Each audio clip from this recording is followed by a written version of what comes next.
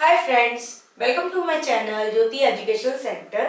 आज से हम स्टार्ट करने जा रहे हैं new tense past perfect continuous tense. इस वीडियो को मैं दो पार्ट्स में डिवाइड करूंगी। फर्स्ट पार्ट में मैं introduction, structure and structure of the sentences के बारे में बताऊंगी और साथ में ये भी बताऊंगी कैसे हम अफर्मेटिव, नेगेटिव और इंटरोगेटिव सेंटेंसेस को फॉर्म करते हैं with complete structure and details. इसके बाद सेकंड पार्ट में मैं कुछ एक्सेप्शन, कॉमन मिस्टेक और आप लोगों से सॉल्व करवाऊंगी एक प्रैक्टिस एक्सरसाइज। तो आइए स्टार्ट करते हैं पास्ट परफेक्ट कंटीन्यूअस टेंस का first part. Past perfect continuous tense is also called past perfect progressive tense. इसके पहचान होती है इसके सेंटेंसेस के लास्ट में रहा था, रही थी, रहे थे आदि लगता है, सेम जैसे पास्ट कंटीन्यूअस में लगता था। लेकिन क्या डिफरेंस होता है पास्ट कंटीन्यूअस और पास्ट परफेक्ट कंटीन्यूअस में? दोनों में सेम पहचान होती है, तो हम कैसे पहचानेंगे? पास्ट कंटीन्यूअस में हमको कोई भी स्टार्टिंग टाइम नहीं दिया जाता, जबकि पास्ट परफेक्ट कंटीन्यूअस में हमको स्टार्टिंग टाइम दिया जाता है। फॉर एग्जाम्पल, मैं किताब पढ़ रही थी, I was reading the book. But अगर ये पास्ट परफेक्ट कंटीन्यूअस बनाएंगे, मैं I had been playing since morning. इसमें हमने स्टार्टिंग टाइम के बारे में बता दिया, आई हैड बीन, और इसकी हेल्पिंग वर्ब भी चेंज हो जाती है, उधर वॉज वर्ब लगता है और इधर लगता है हैड बीन। ठीक है, तो इस तरह से हम पहचानते हैं। आइए और देखते हैं। मैं सोमवार से कठिन परिश्रम कर रहा था। अगर मैं इसमें ये हटा देती तो मैं सिंपल लिख सकती थी आई वॉज वर्किंग हार्ड। लेकिन अगर मैंने यह स्टार्टिंग पॉइंट की बात करती, मतलब एक टाइम दिया जाता है इसमें, वो भी स्टार्टिंग टाइम जो निकल चुका, स्टार्टिंग टाइम, और प्रोसेस कंटिन्यू रहती है। लेकिन ये पास्ट है तो पास्ट में हम पास्ट की बात कर रहे हैं, उसमें हम बता रहे हैं कब से हम वो काम कर रहे थे और हमने उसका फिनिशिंग टाइम नहीं दिया, लेकिन उसको कंटिन्यू रखा हमने पास्ट में। आई हैड बीन, ये इसकी पहचान होती है, ये हेल्पिंग वर्ब से पास्ट परफेक्ट कंटिन्यूअस बनाता है। I had been working hard since Monday. इसमें या तो सिंस यूज होता है टाइम के लिए या फॉर यूज होता है। सिंस और फॉर का यूज मैंने लास्ट वीडियो में भी आपको बताया था, इसमें भी मैं थोड़ा बताऊंगी। उसे 3 दिनों से बुखार आ रहा था, तो ही had been suffering from fever for 5 days। With full structure मैं आपको बताऊंगी आगे। अब सिंस और फॉर का यूज देख लेते हैं। सिंस यूज होता है पॉइंट इन टाइम में, बाकी फॉर यूज होता है पीरियड ऑफ टाइम के लिए। कैसे? पॉइंट इन टाइम मतलब जब हमें किसी भी स्टार्टिंग जस्ट पॉइंट की बात करते हैं, वहां से वर्क स्टार्ट हुआ है। और फॉर किसकी बात करते हैं? पीरियड ऑफ टाइम, मतलब कितने टाइम की जब हम बात करते हैं, कितने टाइम से वो वर्क हो रहा है। जैसे कि देखिए, मैंने इधर मंडे से कहा था, सोमवार से, तो मैंने यहाँ फॉर मंडे नहीं लिखा, यहाँ पर क्या लिखा है मैंने? Since Monday. क्योंकि देखिए ये जैसे वीक होते हैं, तो मैंने यहाँ पर स्टार्ट करके आपको बता दिया सिंस मंडे, यानी कि फिक्स पॉइंट हो गया टाइम में, मैंने पॉइंट दे दिया। मैंने ये नहीं बताया 3 दिन से 4 दिन से, जबकि फॉर में क्या हो गया था? 5 days। तो जैसे यहाँ से 1 day है, ठीक है, यहाँ पर 1 है, यहाँ पर 2, यहाँ पर 3, यहाँ पर 4, यहाँ पर 5। तो मैं इसमें ये नहीं बता रही थर्ड डे, ऐसे नहीं बता रही, मैं क्या बता रही हूँ? 5 days से, यानी पूरा का पूरा पीरियड बता दिया 5 days का। इसमें मैंने ये नहीं बताया कितने दिनों के लिए, इसमें क्या बताया? स्टार्टिंग टाइम की, यहां से स्टार्ट हो रहा है। तो ये डिफरेंस रहता है। एग्जाम्पल देखिए, यानी मॉर्निंग, इवनिंग, आफ्टरनून, जिस तरह से लगते हैं तो हम सिंस लगाते हैं। इसके बाद 10 o'clock, पर्टिकुलर एक टाइम दिया जाता है, सिंस 10 o'clock।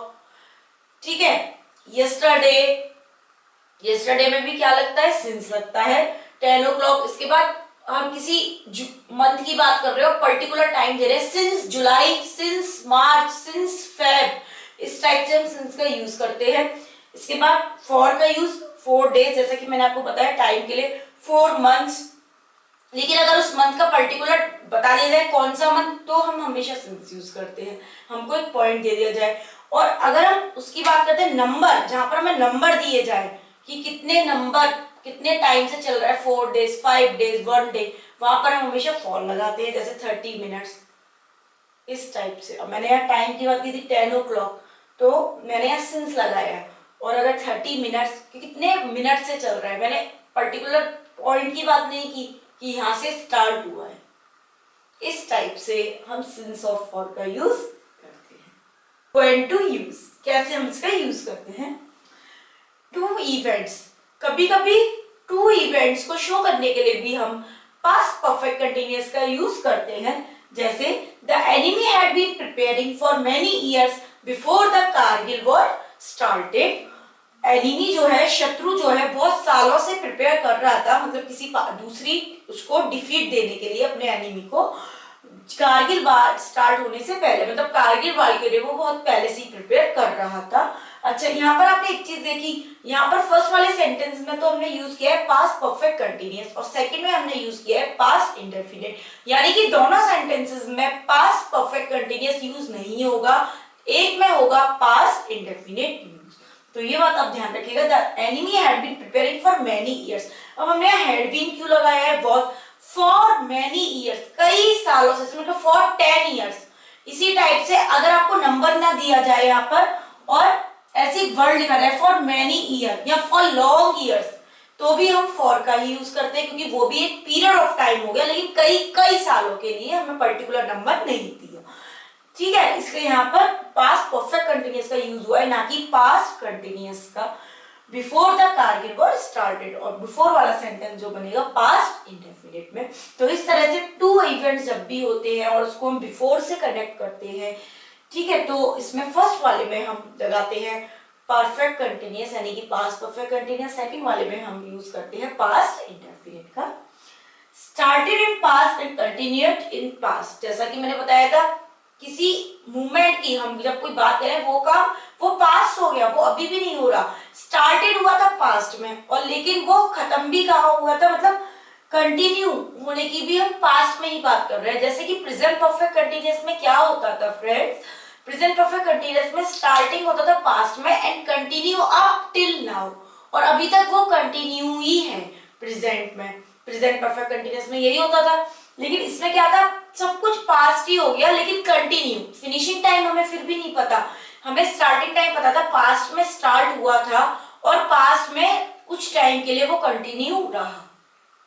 इस टाइप से हम यूज करते हैं। They had been working on that project for 6 month. Again यहाँ फॉर यूज हुआ है क्योंकि किसकी बात हो रही है? Period of time. अगर ये होता सिंस जनवरी, सिंस फरवरी, सिंस मार्च, तो हम सिंस लगाते हैं। अगर पर्टिकुलर कोई भी टाइम दिया जाता है, मंथ, देखिए आप ध्यान रखिएगा, सिंस और फॉर में अगर कोई भी हम उस पॉइंट की बात कर रहे हैं, उसमें हमने कोई स्टार्टिंग पॉइंट दे दिया कि यहाँ से, तो हम सिंस का यूज करते हैं। लेकिन जब भी हम कोई पीरियड की बात कर रहे हैं, कितने टाइम से, कितने महीनों से, कितने सालों से, तो कितनी सेंचुरी से, तो हम हमेशा लगाते हैं फॉर।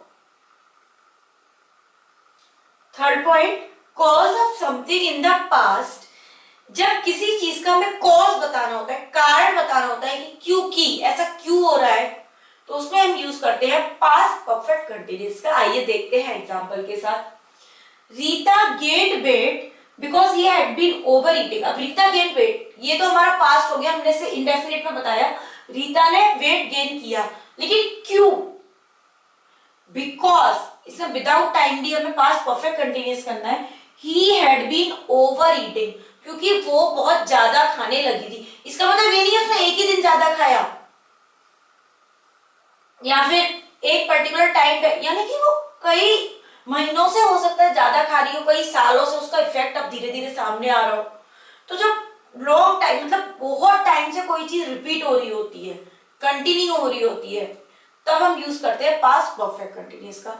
मैं इसमें ये नहीं लिख सकती because he was over eating, ऐसे नहीं लिख सकती। इसका मतलब क्या हो जाएगा, कल की ही बात या फिर एक टाइम की बात, क्योंकि वो बहुत खा रही थी ना, यानी मैंने उसे कभी पास में खाते हुए देखा, जैसे मैं उसके घर गई आफ्टरनून, बहुत खा रही थी, ऐसा तो नहीं होता ना, वेट एक दिन में इंक्रीज नहीं होता, ठीक है, एक दिन में हम गेन नहीं कर सकते, काफी टाइम से, मतलब इसमें हमें टाइम लगाने की जरूरत नहीं है, सिंस फॉर 6 मंथ या सिंस जुलाई, इस टाइप से लगाने की जरूरत नहीं है, यानी फॉर 10 मंथ्स, फॉर 2 इयर्स।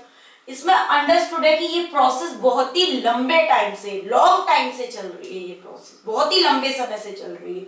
तो Rita gained weight because he had been overeating. तो उसमें वॉस मतलब लॉन्ग टाइम कभी शो नहीं करता है, हमेशा पास्ट परफेक्ट कंटिन्यूअसली शो करता है। यहाँ पर विदाउट टाइम के भी हम ये पहचान सकते हैं कि ये प्रोसेस बहुत ही लंबे टाइम से चल रही है, बहुत ही लॉन्ग टाइम से चल रही है। He had been overeating, यानी काफी टाइम से वो इतना खा रही है, अब उसको वेट गेन होना शुरू हो गया। तो इस टाइप से हम यूज करते हैं तीनों व्हेन टू यूज, मैंने आपको बता दिए हैं इसके when to use. When to use ये तो हमने पढ़ लिया, लेकिन ये भी तो हो सकता है sir when not to use, क्योंकि कंटिन्यूअस फॉर्म है और मैंने प्रेजेंट, पास्ट और फ्यूचर कंटिन्यूअस में भी बताया था स्टैटिक वर्ब्स के साथ आईएनजी यूज नहीं होता, कंटिन्यूअस फॉर्म यूज नहीं होती। तो सेम यहाँ पर ही होगा, बल्कि इसकी जगह हम परफेक्ट टेंस का यूज करते हैं, जैसे हम इंडेफिनिट का कर देते थे। और मैंने स्टैटिक वर्ब्स पर सेपरेट वीडियो भी बना रखी है, static verb, mixed verb, sometimes behave as static, sometimes behave as dynamic. तो आपको अगर डिटेल में स्टैटिक वर्ब्स के बारे में जानना है तो आप मेरी वीडियोस पर जाइए, स्टैटिक वर्ब्स और मिक्स्ड वर्ब की मैंने अलग प्लेलिस्ट में इसको डाल रखा है वर्ब्स की, उस पर जाके आप पहले पढ़िए, तो आपको यहाँ पर ऑटोमेटिकली समझ आ जाएगा। तो फिर भी मैं एक एग्जांपल से यहाँ को समझाती हूँ। Static verbs believe, know, understand, love, hate, like, इस टाइप से होती है। मैंने अपनी वीडियो में आपको स्टैटिक वर्ब्स की फुल डिटेल दी है, जितनी भी टाइप से स्टैटिक वर्ब हो सकती है और मिक्स्ड वर्ब हो सकती है, तो प्लीज उस वीडियो को जरूर देखिए, इसके बाद आपको यहाँ पर कोई डाउट नहीं रहेगा। तो चलिए एक एग्जाम्पल फिर भी ले लेते हैं। I had been liking that song for many years. तो ये क्या हो गया, दिस इज स्टैटिक वर्ब, क्योंकि लाइकिंग क्या है, कोई स्टेट शो करती है, कोई भी काम नहीं हो रहा, लाइकिंग मैं पसंद कर रही हूँ, तो मैं क्या है ना स्टेट बता रही हूँ मुझे क्या पसंद है, ठीक है। तो इसकी जगह क्या हो जाएगा, I had like that song for many years, तो यानी कि ये वाला हम यूज नहीं कर सकते, और ये वाला क्या है, राइट। तो इस टाइप से नहीं यूज होता, चाहे नोइंग, अंडरस्टैंडिंग, लविंग, इस टाइप से हम यूज नहीं करते, क्योंकि जिन वर्ब में कोई एक्शन शो नहीं होता उन्हें हम स्टैटिक वर्ब कहते हैं, और जहाँ एक्शन शो नहीं होता वहां हम कंटिन्यूअस फॉर्म का यूज नहीं करते। अब बात करते हैं स्ट्रक्चर ऑफ सेंटेंसेस की। मैं आपको हर वीडियो में बताती आ रही हूँ, there are 3 types of sentences according to structure, affirmative, negative and interrogative.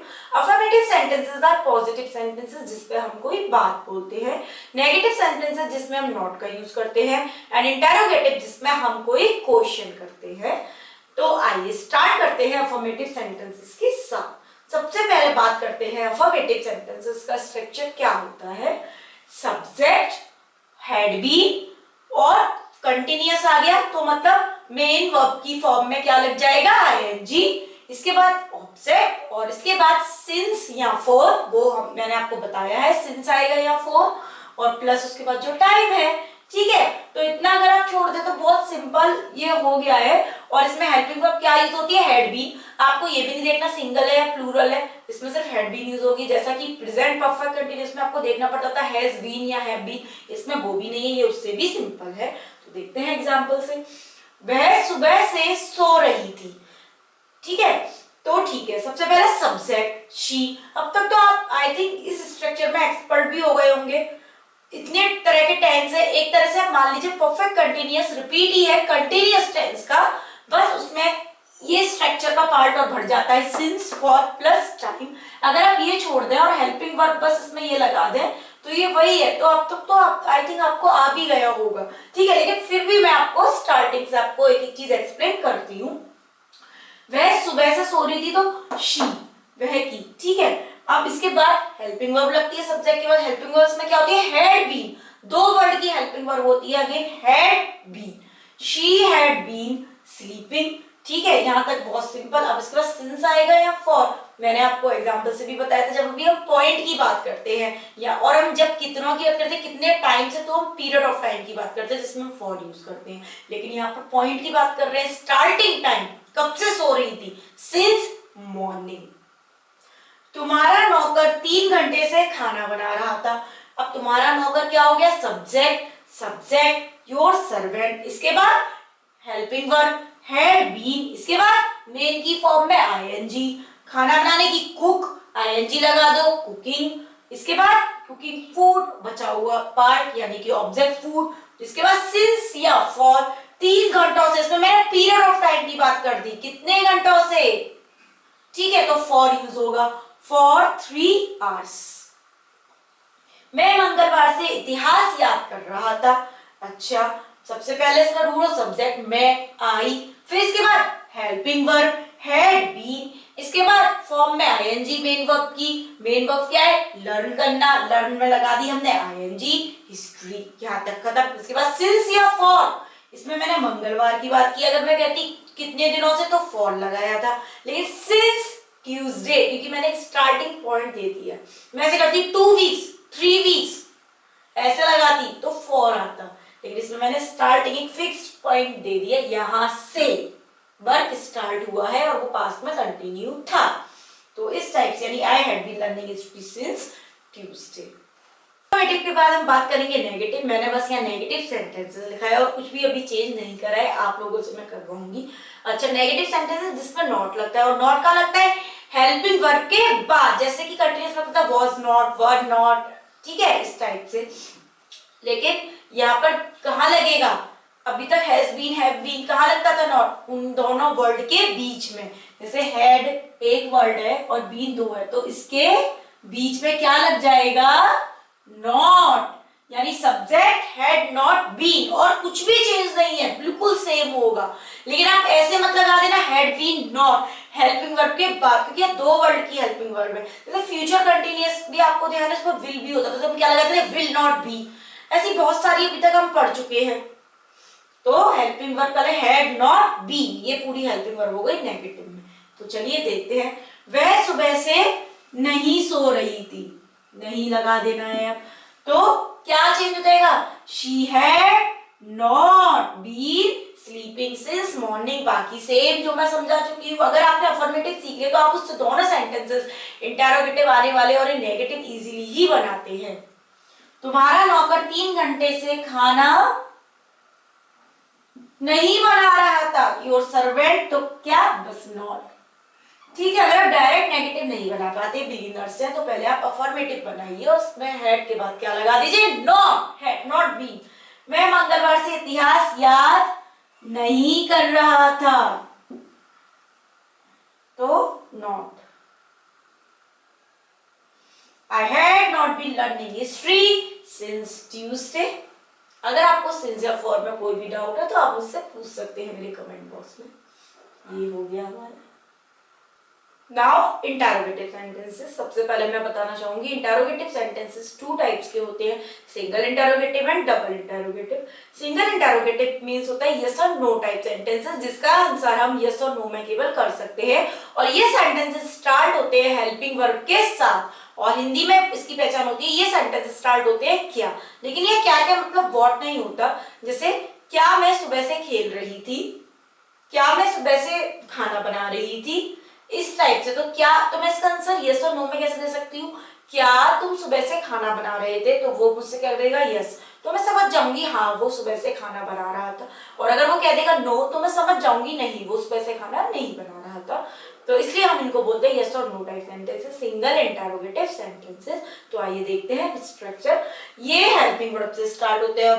ठीक है, अब हैड और बीन 2 पार्ट में इसकी हेल्पिंग वर्ब है, 2 वर्ड में। लेकिन हैड, सिर्फ हैड ही पहले लगेगा और उसके बाद क्या आ जाएगा? हेल्पिंग वर्ब के बाद क्या आता है इंटरोगेटिव में? सब्जेक्ट। सब्जेक्ट, और जो बचा हुआ हेल्पिंग वर्ब का पार्ट है बीन, वो लगेगा सब्जेक्ट के बाद, प्लस सेम रहता है आईएनजी, ऑब्जेक्ट, सिंस, फॉर और टाइम।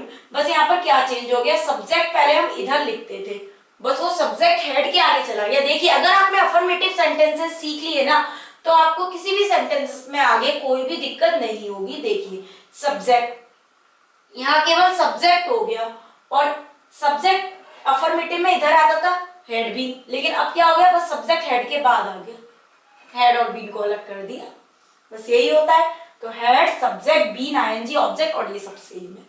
चलिए एग्जांपल से और समझते हैं। क्या मैं सुबह से तुम्हारी प्रतीक्षा कर रहा था? क्या मतलब हेल्पिंग वर्ब से स्टार्ट होगा हेड, इसके बाद सब्जेक्ट, जो सब्जेक्ट अफर्मेटिव में पहले लगता था वो कहाँ लग जाएगा? हेड के बाद, हेड, ही और बी सेम। इसके बाद प्रतीक्षा यानी वेट, आईएनजी आ जाएगा। ठीक है, फॉर यू। अच्छा, ये वो वाला फॉर नहीं है, ये मैंने जानबूझ के एक ऐसा सेंटेंस दिया है, जब भी हम वेट करते हैं ना, he has been waiting for you, I am waiting for you, मैं तुम्हारे लिए प्रतीक्षा कर रहा हूँ, इस टेंस में हम लिखते हैं। तो ये वो वाला फॉर नहीं है। ठीक है, वेटिंग फॉर यू, यहाँ तक अब लगेगा सिंस और फॉर। अब मॉर्निंग से प्रतीक्षा कर रहा था, यानी पॉइंट हो गया, कितने टाइम ये हमने नहीं बताया, तो क्या लगेगा सिंस मॉर्निंग। याद रखिएगा morning, evening, afternoon, yesterday, today या फिर टुमारो अगर आए तो इन सब में आगे भी फ्यूचर में आएगा तो सिंस यूज होता है हमेशा, ये बात आप याद रखिएगा। क्या वह लड़की 2001 से कठिन परिश्रम कर रही थी? क्या हैड, वह लड़की सब्जेक्ट हो गया, हेड के बाद क्या आना है सब्जेक्ट, दैट गर्ल, ठीक है अभी नॉट हटा दो, हैड दैट गर्ल, फिर इसके बाद been working hard since 2001, had that girl been working hard since 2001, बिल्कुल सेम हो गया, had subject been ING hard और 2001 हमने पॉइंट दे दिया। अगर हम ये कहते 2 ईयर से तो उसमें फॉल लगता, लेकिन हमने क्या दे दिया ईयर का सन हमने दे दिया, ठीक है। जैसे कि मैंने बताया था अगर मंथ्स वगैरह दे फॉर इतने मंथ तो फॉल लगता है, लेकिन अगर वो पर्टिकुलर मंथ्स का टाइम दे द नेम तो क्या लग जाएगा सिंस, तो सिंस 2001। अच्छा अगर इसमें मैं नेगेटिव भी लगा दूं तो क्या होगा, इंटेरोगेटिव में नेगेटिव भी तो लग सकता है, तो नॉट कहां लगेगा, वही बात फिर से आ गई, इंटेरोगेटिव में नॉट कहां लगता है सब्जेक्ट के बाद, तो कहां लगेगा सब्जेक्ट के बाद। पहले आप सिंपल बनाइए, अगर आपको जैसे जैसे आप प्रैक्टिस करेंगे आप हैबिचुअल हो जाएंगे, आपको नहीं देखना पड़ेगा, आप इतने हैबिचुअल हो जाएंगे फटाफट से आप लिख देंगे स्ट्रक्चर देखते। लेकिन अभी आप बिगिनर्स है तो पहले आप अगर आपको लग रहा है had subject not been no, पहले आप सिंपल बनाइए हेड सब्जेक्ट भी और फिर लगाइए आप सब्जेक्ट के बाद नॉट। क्या वह सुबह से तुम्हारी प्रतीक्षा नहीं कर रहा था, सेम है बस नॉट लगाना है, नॉट का लगाएंगे सब्जेक्ट के बाद, तो क्या हो जाएगा had he not been waiting for you since morning. क्या वह लड़की 2001 से कठिन परिश्रम नहीं कर रही थी, ठीक है, तो हैड दैट गर्ल सब्जेक्ट के बाद, ऑलरेडी यहां पर स्पेस है मैंने पहले ही गलती से लगा दिया था, had that girl not been working hard since 2001, तो ये हो गए आपके सिंगल इंटरोगेटिव। अब बात करते हैं डबल इंटरोगेटिव सेंटेंसेस की, यानी कि ऐसे क्वेश्चन वर्ड जो हमारे क्वेश्चन वर्ड से स्टार्ट होते हैं, WH फैमिली जिनमें लगता है, जैसे कि वेयर, व्हाट, व्हिच, ठीक है। इससे पहले हमने सिंगल पढ़े थे जो क्या से हेल्पिंग वर्ब से स्टार्ट होते हैं, और इसमें जो क्वेश्चन वर्ड होता है कहीं बीच में हम पूछ रहे होते हैं वह ये काम क्यों नहीं कर रहा था, इस टाइप से देखते हैं। इसका स्ट्रक्चर पहले देखिए ये है। अच्छा अब एक बात बताइए, मैं बस यहाँ से ये हटा रही हूँ क्वेश्चन वर्ड, इसका जो स्ट्रक्चर होता है स्टार्ट होता है क्वेश्चन वर्ड से, जो भी इसके बीच में होता है, जैसे क्यों है तो वाई, कहाँ है तो वेयर, विच, इस टाइप से स्टार्ट होते हैं। तो अगर मैं इसमें से ये हटा दूं तो क्या ये सिंगल इंटरोगेटिव का बन जाएगा ना, had subject been ING object since या फॉर और टाइम, ये बन जाएगा सब्जेक्ट, कुछ भी नहीं है, बस आगे क्या लगा देना है क्वेश्चन वर्ड, इसमें भी कुछ न्यू नहीं है, ये मैं बताना चाह रही थी। देखते हैं घोड़े 1 घंटे से क्यों दौड़ रहे थे। अब सबसे पहले क्वेश्चन वर्ड क्या है क्यों, तो यहां पर क्या लग गया वाई, वाई लग गया, ठीक है। इसके बाद helping verb, same helping verb के बाद subject, the horses is a subject, इसके बाद बीन, यही लगता था हैड सब्जेक्ट फिर बीन, इसके बाद रनिंग आईएनजी, और इसके बाद फॉर 1 आवर 1 घंटे से, मैं घंटे की बात कर रही हूँ पीरियड ऑफ टाइम की, तो फॉर यूज किया है।